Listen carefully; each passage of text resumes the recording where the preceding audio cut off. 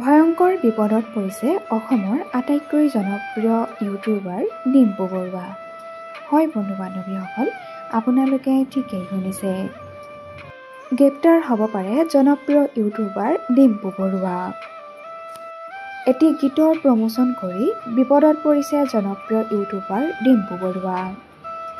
অশ্লীল শব্দ প্ৰয়োগ কৰা খগেন নামৰ এটি গীত প্ৰমোচন কৰি বিপদ মাতি আনিছে জনপ্ৰিয় ইউটিউবাৰ ডিম্পু বৰুৱাই।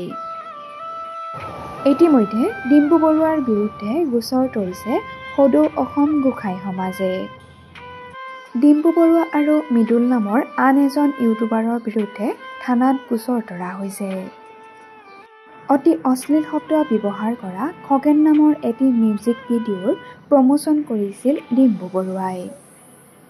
ইয়াকে লৈ দিছপুৰ থানাত ৰুজু কৰা হৈছে গোচৰ।